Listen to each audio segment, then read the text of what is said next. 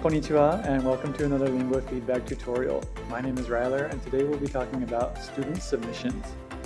So this assignment that I created called Shadow Reading 1, you can see here I allowed student submissions and I allowed, let's make it just one upload attempt. I allowed AI self-check. So that means I can let my students use my AI credits to get instant feedback on their recordings before they submit the work to me for me to get feedback. I let them do that one time, but you can let them have as many times as you're willing to allow them to practice. We save the changes and go back into the assignment, and now the link should be ready to go. So you can copy that link and send it to your students through your LMS, whatever you use. But let's take a look at it now so we can see what it looks like for the student. Just paste it in here, and this is what the student will see.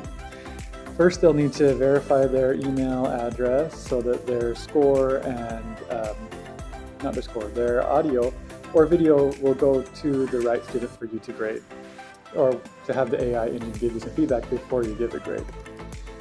So let me just type in one of those emails for my roster. Placeholder. 34 gmail.com. Verify, and that automatically maps the audio or video that your student records to the right student on your dashboard. They see the instructions that you printed here, and they have two options: either record new audio or upload a media file. So let's say we want to record ourselves reading these lyrics. I'm just going to do a test.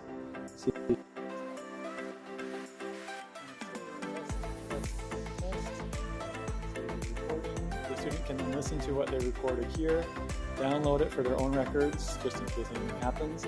And since I allowed that AI self-check, they have this button here to get feedback, and it tells them how many chances they have to get feedback. So let's run it through our AI engine and see what it says. Now, since because we're using the Pro version of our AI engine, it does take a few more seconds to read through and transcribe and then analyze and give feedback for what has been recorded. Of course, it also depends on how big the file is and how much is going on, but it can take anywhere from about 30 seconds to 60 seconds to process and record, to analyze. You can see it's working in the background, and this will give our students, or your students, some meaningful feedback before they turn in their response. So even though they only have one attempt right here to submit a file for analysis, because I allowed the AI self-check, they can have one self-check chance before they turn it in. And if they don't like it, they can just trash their current file and re-record or re-upload a different file.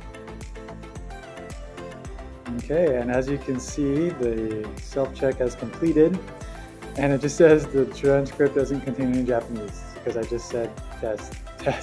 So the student can read the feedback above, and if they want a better score, click the trash button, and then it'll remind them that they've already used all their AI self-checks available, so they can trash it, try again, or just turn in their response. So let's practice show what it looks like to turn it in. Submission confirmed, and you can just close that tab. Now, if we go back to our dashboard and refresh the page, we can see here that student I mapped it to, 3104, now has this ready button. So that we can go in and their audio or video will be right here for you to listen to or watch, and then you can transcribe it and analyze it and see what feedback our AI engine suggests that you give to that student.